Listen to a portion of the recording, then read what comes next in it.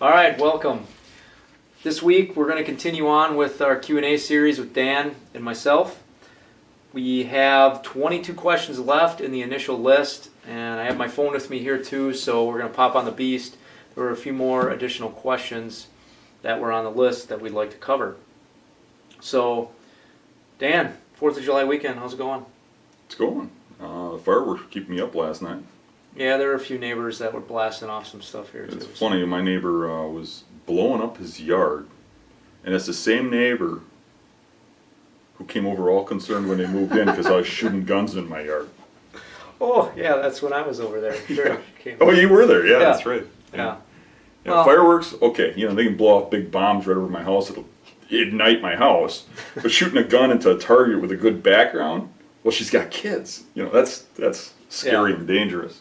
Yeah. Well. Okay, hopefully she doesn't watch this. It's all right. It's all good. Neighborly fun. So, we'll get started. So we're on question number 22. And this one revolves around deer drives. And there was a couple, there was one user on the site that was really interested in maybe having a podcast just on deer drives. But we'll go right into this question. Dan, deer drives. How to set up and why? When? If you are looking for another topic about a podcast, you might think about doing one on deer drives. So some guys just drive timber and set standards at the property line. This topic may appeal to many gun hunters that have no clue about the buck bedding tactics that you are talking about. And he goes on to ask, what is your strategy? You guys, have you guys thought this out at all? Other hunters would respond by saying, this is how we've done it for years. Some years we get lucky, most of the time we go home empty. Some things that may be obvious to someone experienced like Dan may be completely enlightening to others. So you may want to draw it out, show how you approach certain areas, where to position standers and pushers. Exactly. So, yeah, I think, obviously you have a specific plan how you set up your drives, so this is probably a pretty good Yeah, you've scenario. come on my drives with me. Yeah. I guess probably a lot of people don't hear a lot about the drives because we don't talk about that a lot. We usually talk about the bull hunting strategies. But I've become really good at driving deer. First off, and what I got to say is that I could do much better, at least for a year or two, driving deer by driving the private land that we have access to, but I won't do it. Because when you drive private land, you kill deer. If you do it correctly, you kill deer. And if you got young guys along, they're going to kill bucks you don't want shot, and you don't want to tell them they can't. Right. Deer are going to get shot on mistake because it's fast-paced. And you teach those deer that that's a bad place to be. You want them to believe that they're perfectly safe in those bedrooms. So you leave them alone. So on private land, I don't do drives. And I would recommend anybody watching this who has private land, unless they got 8 million acres, they don't do it on their private land. I do drive private land. But I drive private land where the landowner does drives, and I don't have a choice, so I can either join in or not do it. Right. So I don't voice my opinion, I just go out there and do it. And I've been on a lot of drives, I've had a lot of people invite me on drives, and I see a lot of mistakes. And, every now and then you learn something. For me, my drives are real well planned out. I study aerials, I think about the wind, I think about the positioners, and we see trends, and I drive known buck bedding areas. I try not to. I do it occasionally, but I try not to do huge drives where you drive huge parcels. You try to break them down and do small drives. Big bucks are notorious for finding a way around you if you make it too big. You gotta lock it down tight. And we do way better, even if we know an area, a large area, we know there's a giant in there that you want to get. And that's usually when I do those big drives. Even if you know he's in there, it takes up half your day to get on this one buck, and he usually finds a way out. Those little tiny drives, or a small patch off to the side, those overlooked spots again, are where we kill the big stuff. And it's funny, because it's like they learn. You do that the first year you do it, and you say, hey, I gotta drive this spot. I was bow hunting there, there's a good sign there. You drive it, and you kill some big buck. Try killing one there again. It's that first time you drive it that's usually hot. So moving it around, changing it up is a good thing. We do real well on small spots by the road and stuff that are overlooked. Everybody walks past. I mean, we talk about that all the time, and you've seen it firsthand. I can't give too much information, or everybody that's watching from my area will know exactly where I'm hunting. Right. But I can tell you this: it's so obvious it would make most people puke where we're shooting that stuff. I mean, right alongside parking lots, right, around people's backyards. There's this misconception that all those deer are way out in that wilderness, and they're not.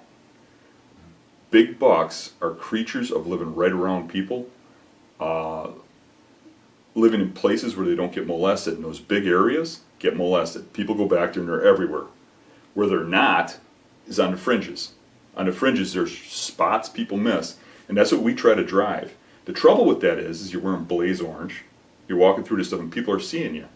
I remember a couple years back, we shot a giant buck that I was playing tag with bow hunting right alongside of a road. And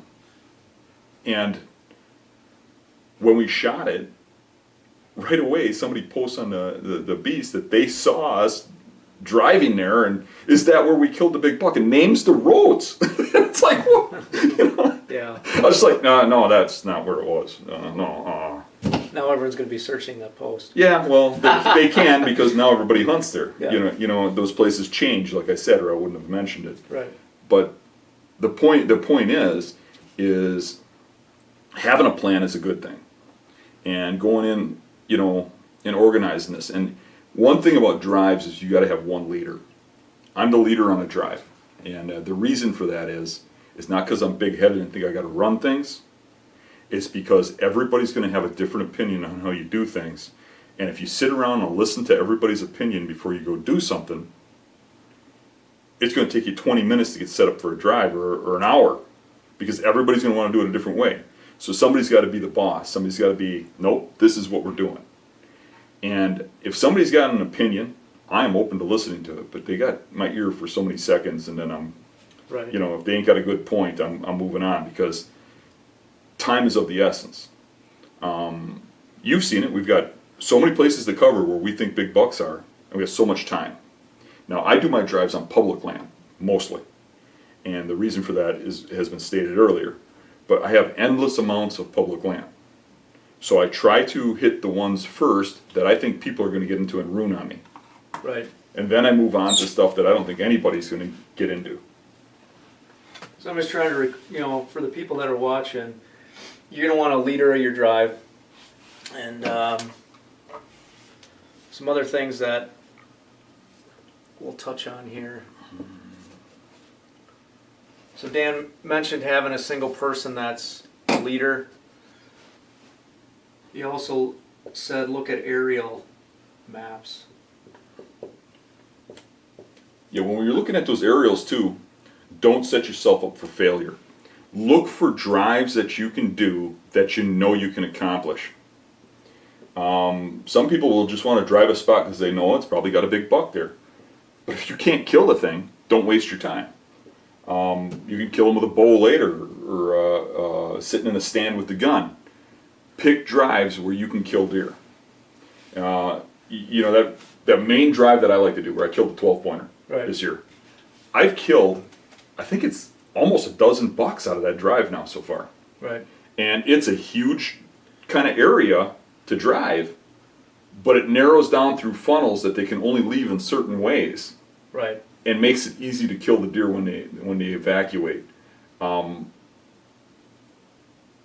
lost my point. Yeah, no, you're right. So leader, aerial maps, small bedding areas, and you mentioned this multiple times, but it's like the pinch point or the narrow. Making sure you can kill the deer there. Yeah.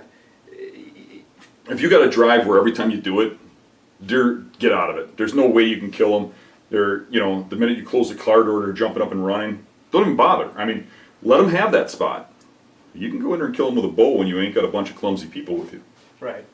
Because what I've noticed on a lot of those drives is being very particular about how you set up your line and how that line walks the property. Because those bucks, notoriously try to backdoor you. Mm-hmm. You know, so I think, and Dan alluded to this, the way that you have your line set up and staying in order, and you can really only achieve that on those smaller spots. If you have this huge vast area, it's too hard to cover. I mean, that buck that you shot this year, it tried to backdoor the group. Mm-hmm. And actually, It didn't even come out till you guys were done. right, it did to some extent backdoor us, but where Dan was set up on his point stand, he could see over the whole area, and it came right to him. So, you know, that is a big point. Have the area small enough so you can cover it with the people that you have. Right. And think about, it's kind of no different than when you're doing, Did I call you? yeah. I'm pocket dialing Mario live on the show. Here, we'll just hang up on Mario. Okay, go ahead. Yeah, to have the area small enough to where the people that you have with you can cover it adequately. And what I think Dan is meaning by that is that your line that you're walking with, that deer can't backdoor or get through that line Right. without someone seeing it. Right. And we often too, if we cannot go through an area without a deer having the possibility of slipping through, we try to keep guys where they can see each other, but we also try to keep the drives down to a small number of people so that the core group has opportunities to kill deer. But we do like to put a guy behind those drivers right, I was and gonna catch him on mention that back door. And this is a big thing too, that you trust. Dan Yeah. mentioned this before, but to be successful with these things in these smaller areas, you got to trust the group that you're with, and they've got to understand the plan. If someone is designated the leader and has put out the plan, just follow it to the script and work through it. And we typically rotate. You know, guys will walk, guys will go on post, then guys will walk and guys will go on post, and everyone gets their time up. And again, you have a leader who chooses who does what, so there's no arguing. Right, You either follow the leader or you don't need to come along. right. And yeah, it's typical team stuff. Right. Make sure that the team could get along and everyone's satisfied with what they're doing. Right. If you get one guy in the group who's arguing, who's not happy, it ruins everything. It ruins everybody's attitude. Everything. You can't have that. You have to tell the person, if you can't be nice, you can't be happy, go home. That's Right. all there is to it. And the other thing I noticed too is, you know, on these public spots, getting into those bedding areas, Dan and his group that did this before I started, you know, being involved with helping them, is they play human behavior a lot, because in these public areas during opening weekend and the following weekend, hunters pattern themselves. They'll go out in the morning, they'll hunt till 9 o'clock or 10 o'clock. There's this huge rush into the woods, and then everyone seemingly gets out of the woods and goes back home, gets something to eat, or goes to the bar and has fun with their friends. And that makes a shift in the deer movement. The deer will maybe get out of those tertiary bedding areas and they push back, way back into those primary bedding spots, or those real protected thick spots where no human traffic goes. Certainly some of the spots are better after there's been pressure for a few days. Right. And waiting and having the timing on when you hit it is kind of crucial. Yeah. So that's another thing to think about, is how much other external pressure are on these areas. Do you have neighboring people that are pushing the deer into this area? How thick is it? What timing of it is during the week? And we've all had this happen. I mean, I can recall doing some drives on some public back where I grew up with friends, and it was your typical scenario. We were getting together as friends, so there was a lot of talking and camaraderie going on, but then when it came down to the business of it, I can remember, you know, we had our drive line going through and a couple of us are talking and kind of not paying attention, and snow started to fall. Well, all of a sudden we look and here's this nice buck jetting out of the wood line where we should have been on point seeing. We both watched this buck run across the field and get in before we could get our guns up, and part of it was we weren't focused on what we were there to do. We were kind Right. of talking and we weren't focusing on the area that buck was going to come out of, which, so be attentive. Too, that does happen. There's a lot of times somebody in the drive doesn't believe in what you're saying, but when you see that happen once and it happens, you have a discussion about it, and it don't happen again. Yeah. Because if it happens again, you're a fool. The next time, that's guarded, because they tend to break out of those spots the same way each time. Wind is one of the most crucial things in deer drives, wind direction.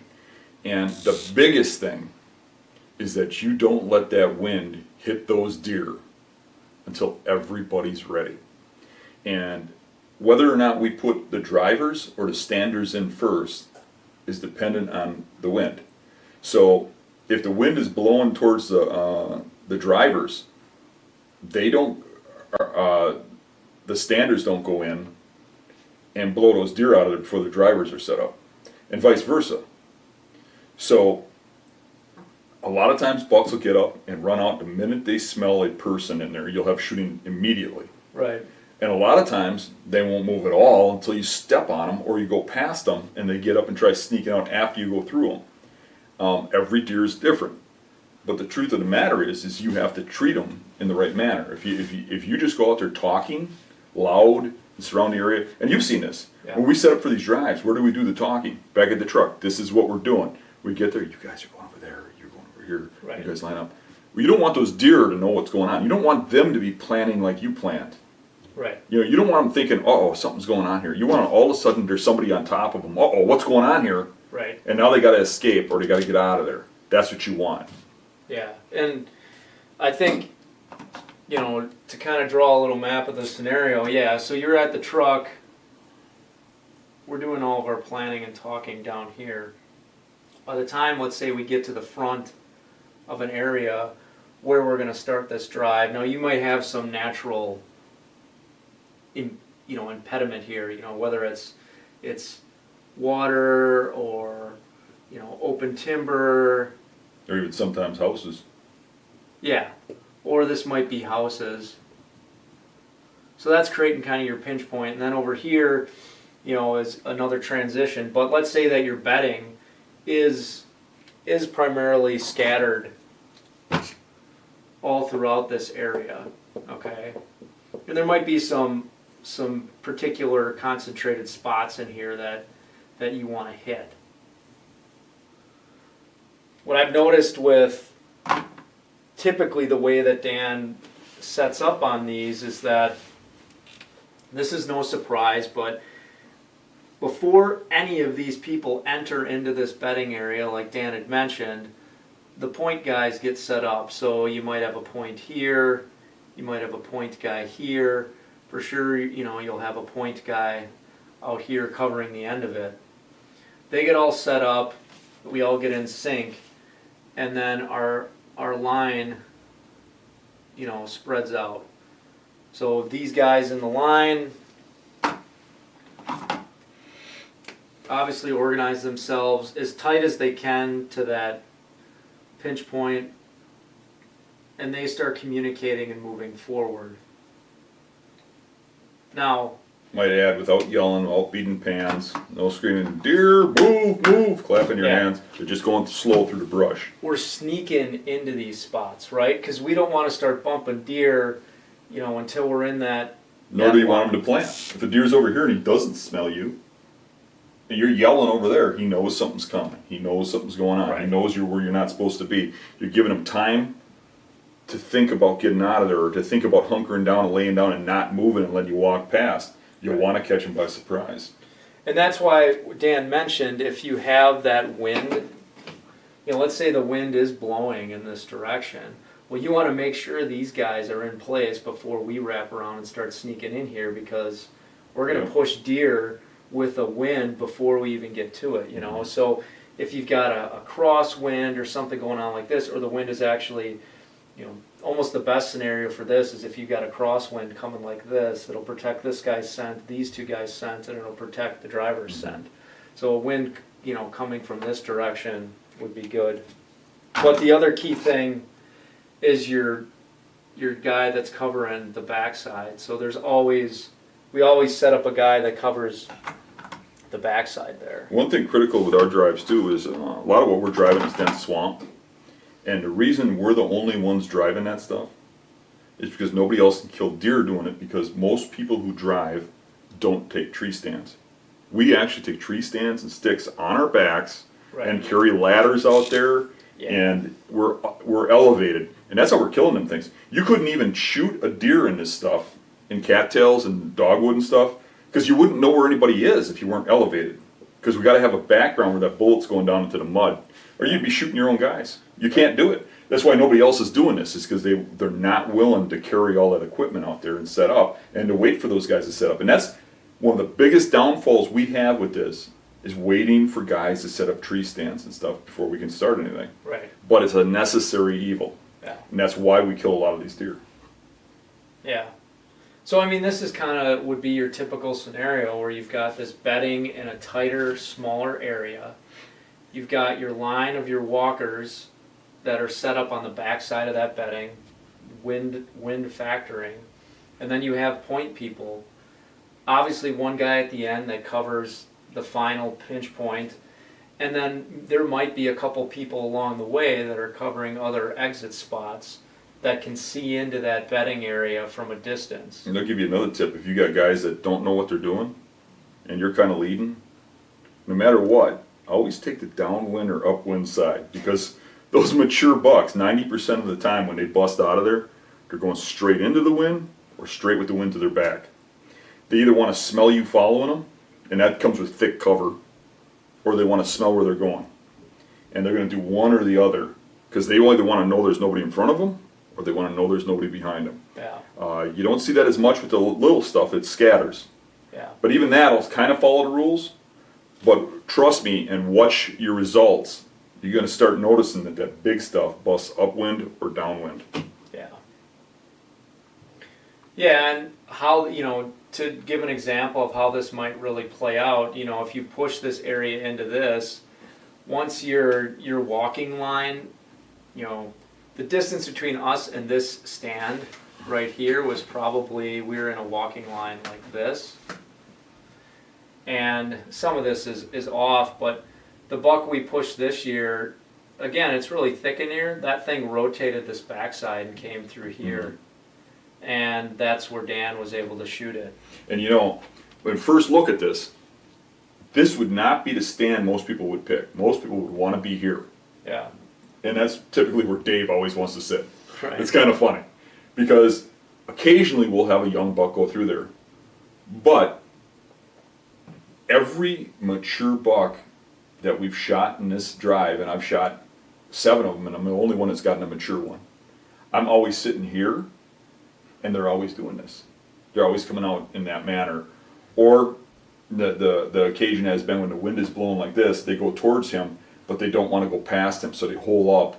And as they're sneaking, I shoot them. Yeah. But they always get that wind in favor. But this might look like something that, wow, that deer was smart, but we see a lot of them doing that on that particular drive.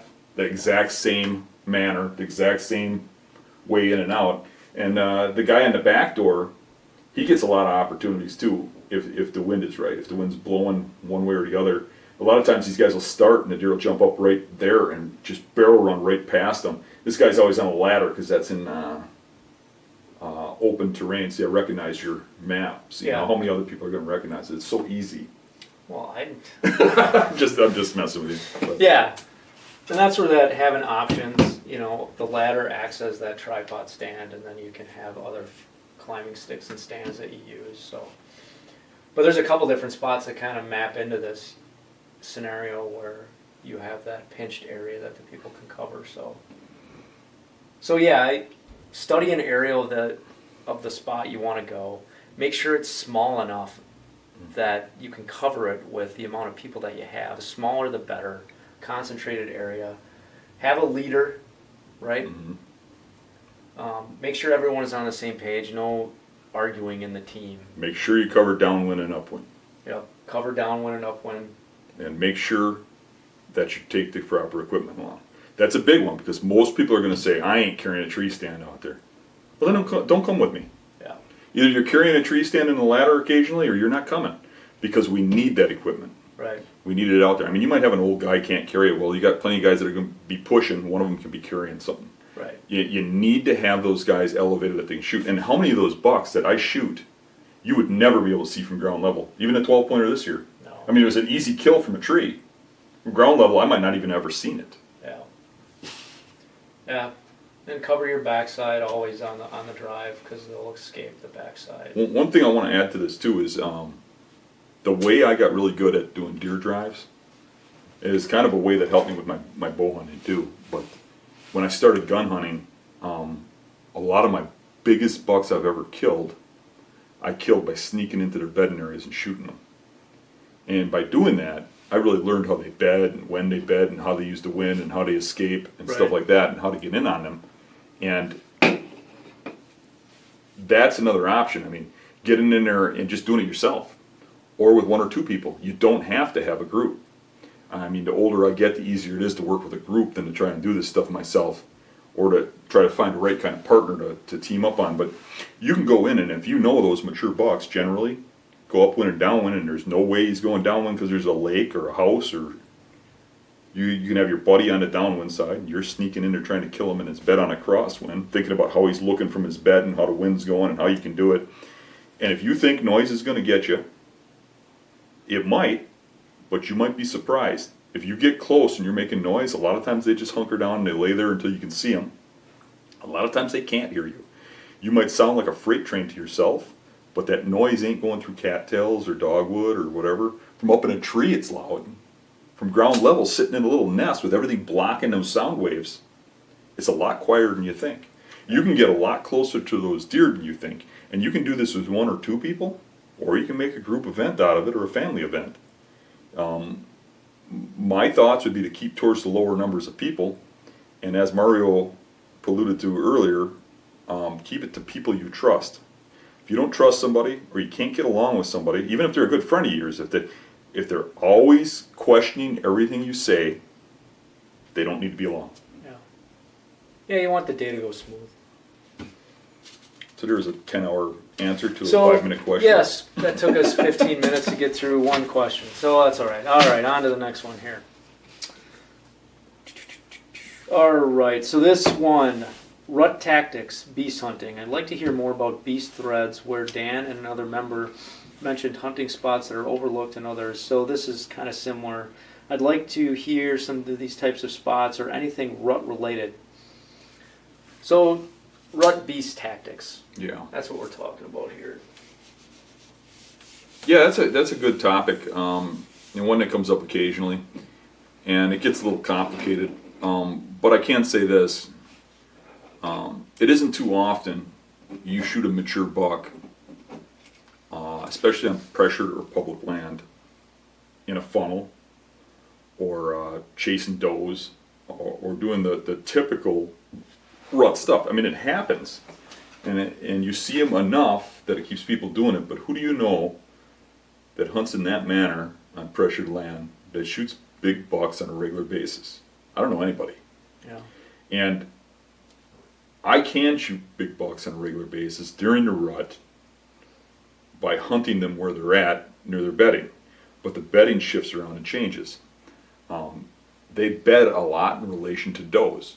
But it's no different than the rest of the season. They bed in relation to food, right?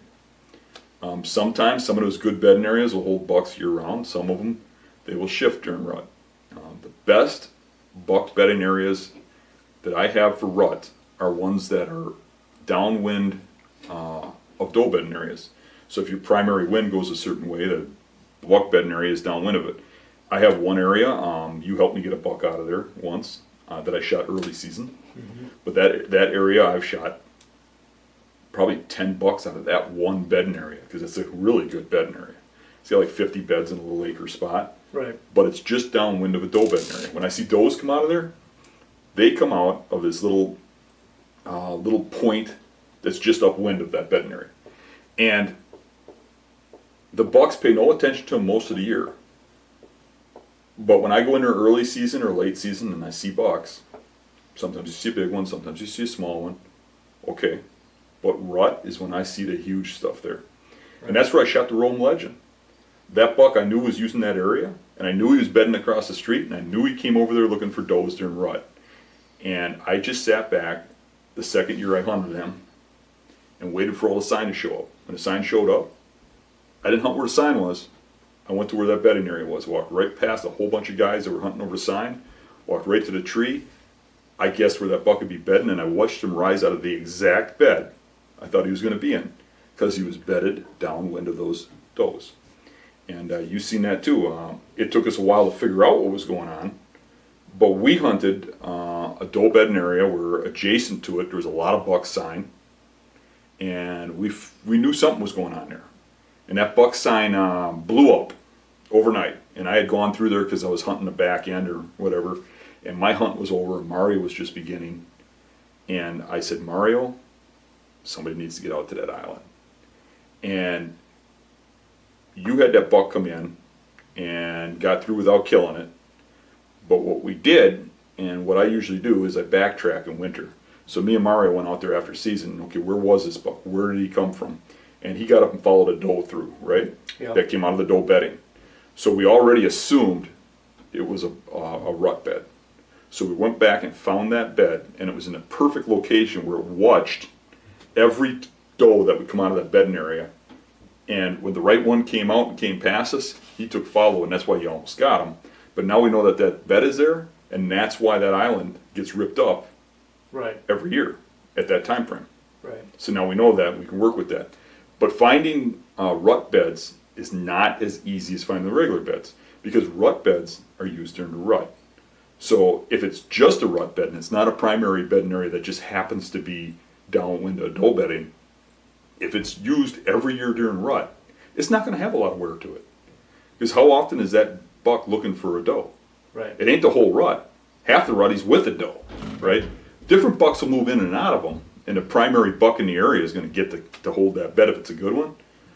But by the time spring comes along and you're looking at beds,